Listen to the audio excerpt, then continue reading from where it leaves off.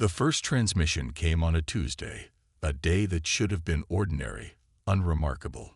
Sergeant Elena Rodriguez stared at the holographic display, her calloused fingers tracing the impossible signal that had just breached every known communication protocol in human space. The alien frequency didn't just break through. It shattered every expectation humanity had about first contact. 12 hours earlier, the Centauri research station had been just another outpost, a lonely beacon of human exploration on the fringe of mapped space. Now, it was ground zero for something that would rewrite everything humans thought they knew about their place in the universe. The signal carried no standard greeting, no diplomatic overture. Instead, it pulsed with a raw, almost primal energy that made the station's quantum computers vibrate with an intensity that sent shivers through every human on board. Dr. Chen, the station's lead xenolinguist, had been awake for 36 hours straight. His eyes, bloodshot and wild, kept muttering about patterns that shouldn't exist, mathematical sequences that defied every known principle of communication.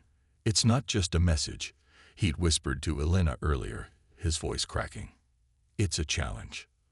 The strange part wasn't just the signal itself.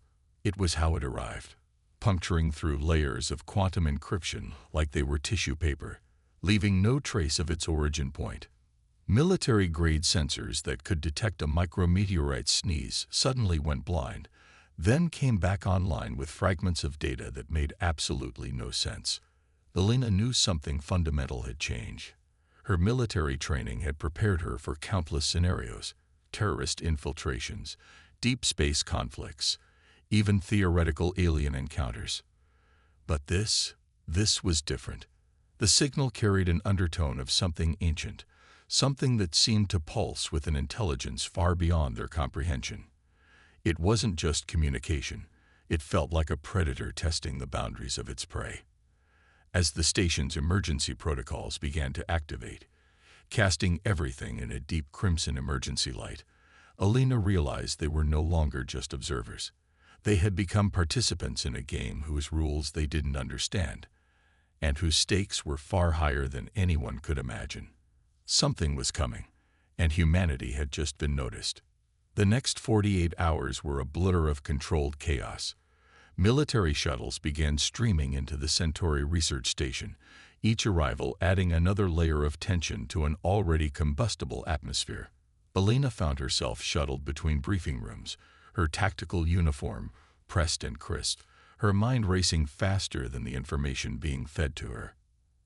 Admiral Karen Winters arrived personally, a move that spoke volumes about the gravity of the situation. She was a legend in the United Earth Defense Force, known for her razor-sharp intuition and zero-tolerance approach to unknown threats. When she strode onto the station, the entire complex seemed to snap to attention, even before she spoke a word. Dr. Chen's research team had been working around the clock, dissecting every fragment of the mysterious signal. What they'd discovered was both fascinating and terrifying. The communication pattern suggested an intelligence that didn't just communicate, it probed. Each transmission carried what seemed like mathematical test patterns, as if something was systematically mapping out humanity's technological capabilities. "It's like we're being scanned," Dr. Chen explained during a late-night briefing, his fingers nervously adjusting his glasses. "But not just our communications. These signals are pulling data from multiple sources: satellite networks, deep space probes, even our most secure military databases." The room fell silent. Elena watched the holographic displays, seeing fragments of intercepted data dance like ghostly fragments.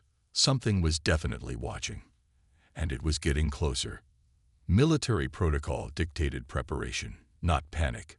Orbital defense platforms were quietly activated. Specialist teams from the Quantum Threat Response Unit were mobilized without any public announcement. The world continued spinning, most of humanity blissfully unaware of the potential storm brewing just beyond their perception.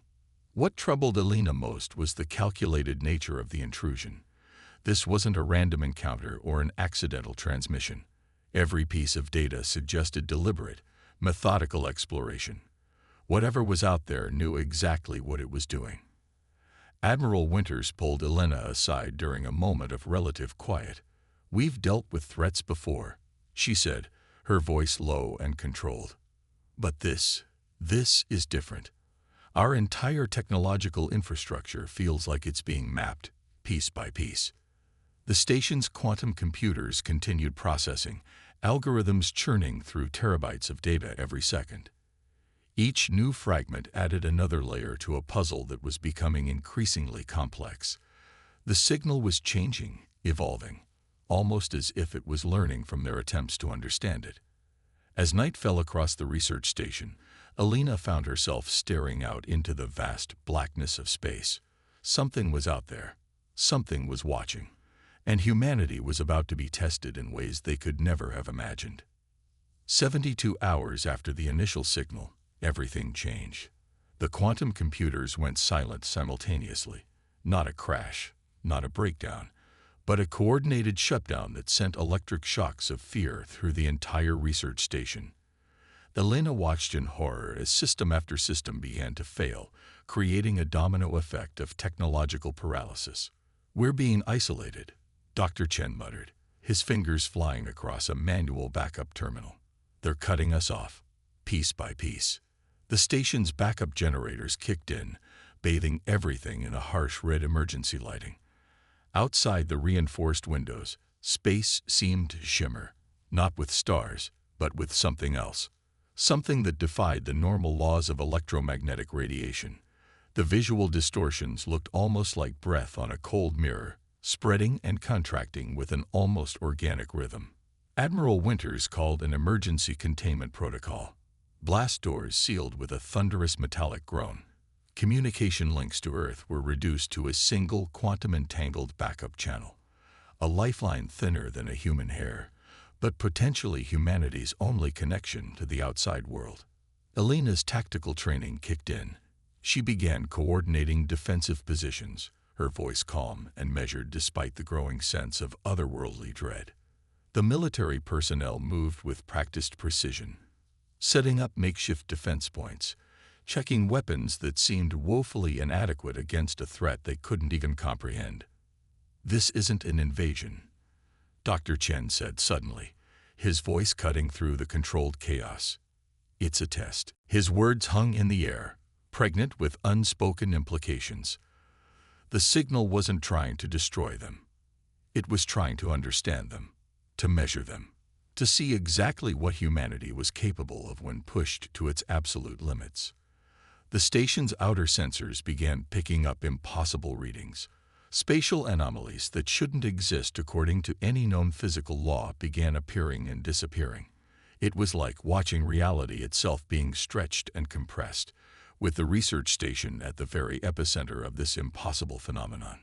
"Power distribution is collapsing," a young technician reported, her voice trembling. "We've got maybe 2 hours of full operational capacity left."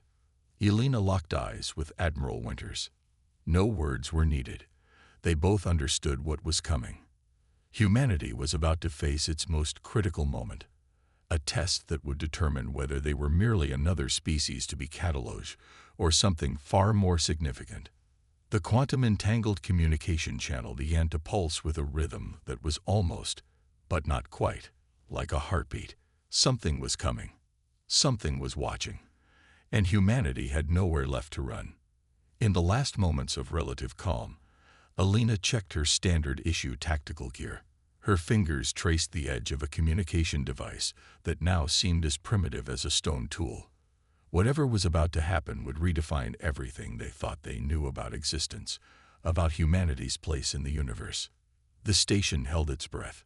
Space seemed to fold in on itself. And somewhere, just beyond perception, something was preparing to make first true contact.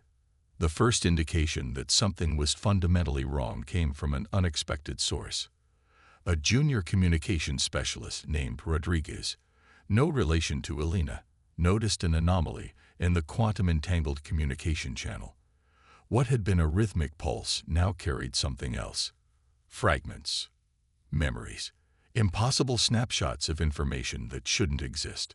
"It's not a signal," he whispered, his face going pale. "It's a transfer." The station's scientists gathered around the display, watching in stunned silence as fragments of what appeared to be historical data began to coalesce. Glimpses of civilizations long dead, technologies beyond human comprehension.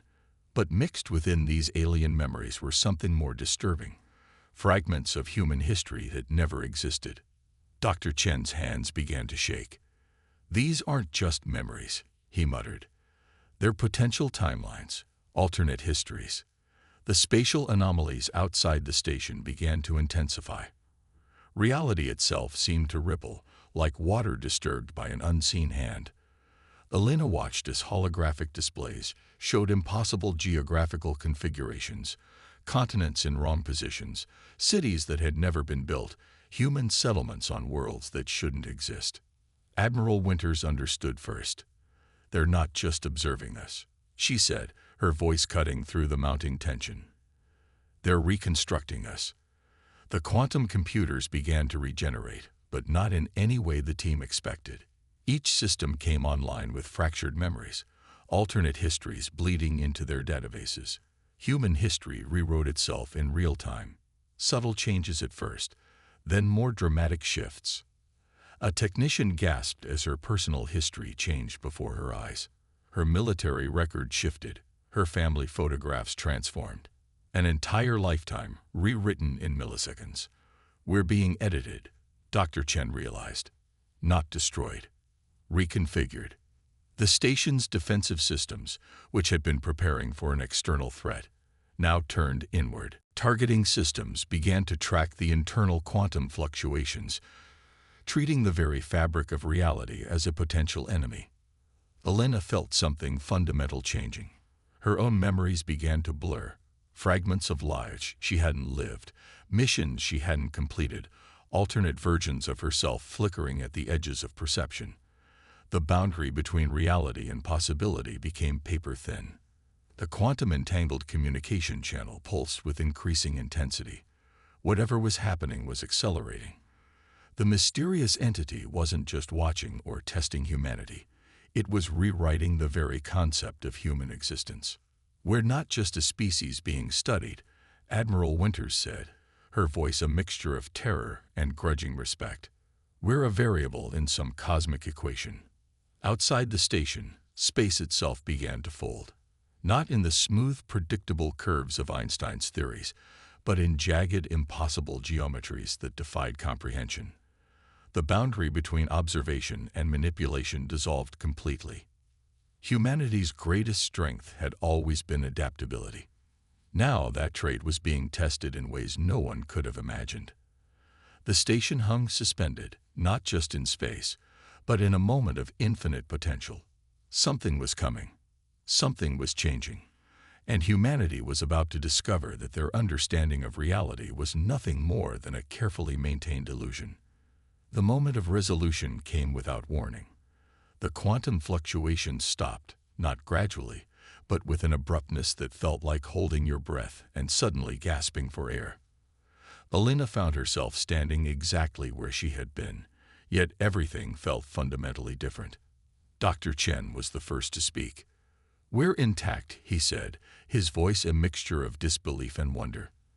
The station's systems flickered back to life, but something had changed. Historical records, technological databases, even personal memories, all bore subtle marks of the impossible encounter. Admiral Winters stepped forward, her hand touching a holographic display that now showed alternate timelines existing simultaneously. "They didn't just study us," she muttered. "They upgraded us."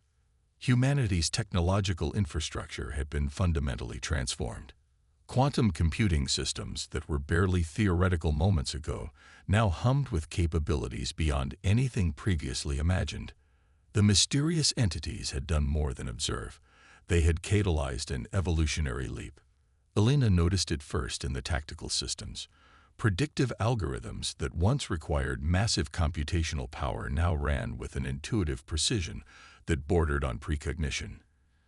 Defensive systems could now anticipate threats before they materialized, not through simple calculation, but through a kind of predictive intelligence that felt almost alive.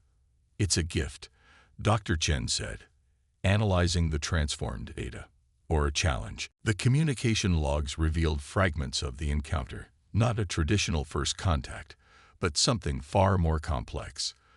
The mysterious entities had treated humanity like a species of potential, a raw computational problem waiting to be solved. They hadn't conquered or destroyed. They had optimized.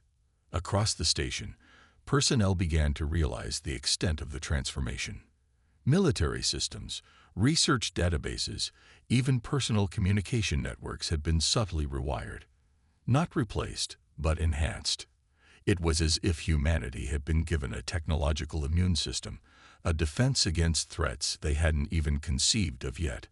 But the final twist came in the last moments of analysis. Hidden deep within the transformed systems, a single line of code, more a signature than a message, revealed something extraordinary. The entities hadn't just chosen humanity randomly. They had been watching, waiting, testing. We were a control group, Admiral Winters realized. One of many. The quantum-entangled communication channel pulsed one final time. Not with a message, but with a coordinate. A location in deep space that suggested this was merely the first stage of something far larger. Elena looked at the coordinate. Something told her this wasn't an invitation. It was a next step. As the Centauri research station began to process its new reality, one thing became crystal clear. Humanity had just passed a test they didn't know they were taking, and something was waiting for them to take the next step. The universe they were about to discover was far stranger than anyone had ever imagined. 3 months after the encounter, the world had changed in ways no one could have predicted. The technological leap was impossible to hide, though governments tried their best to manage the information cascade. Quantum computing breakthroughs that would have taken decades now emerged weekly. Medical research accelerated at an unprecedented rate. Climate modeling became so precise it was almost like looking into the future. Elena Rodriguez found herself leading a new special research division, a hybrid team of military strategists, quantum physicists, and exploratory specialists. Their mandate was simple yet impossibly complex: understand the gift they'd been given and prepare for whatever might come next. Dr. Chen had become a global figure, his theories about the encounter generating more questions than answers. During a classified briefing, he shared his most profound insight. "They didn't just upgrade our technology," he explained to a room of global leaders. "They upgraded our potential. Humanity wasn't just being tested. We were being prepared." The coordinate left behind continued to intrigue the scientific community. Orbital telescopes and deep space probes were recalibrated, focusing on the mysterious location with an intensity that bordered on obsession. Whatever had contacted them wasn't finished. This was merely the first chapter. Admiral Winters, now heading the newly formed Quantum Threat Response Agency, understood the deeper implications. The technological upgrade wasn't just about capabilities. It was about resilience. Humanity had been given tools to survive something larger, something that remained just beyond perception. Personal stories began to emerge. Researchers who could now solve complex problems with intuitive leaps. Engineers designing technologies that seemed to come from decades in the future. Children born during those 3 months showed remarkable cognitive abilities that defied previous understanding. The world shifted, not through conflict or invasion, but through a subtle transformation that rewrote the very concept of human potential. The mysterious entities had done something unprecedented. They had invested in humanity's future. During a quiet moment at the Centauri research station, Elena reviewed the final analysis of the encounter. The last fragments of data suggested something both terrifying and hopeful. Humanity wasn't alone. But more importantly, humanity wasn't just being observed. They were being prepared. The coordinate remained, a permanent reminder that something was waiting. Something was watching. And humanity now had the tools to meet whatever challenge might come. As the sun set on another day of unprecedented discovery, the universe seemed to hold its breath. Waiting, watching. The next move belonged to humanity.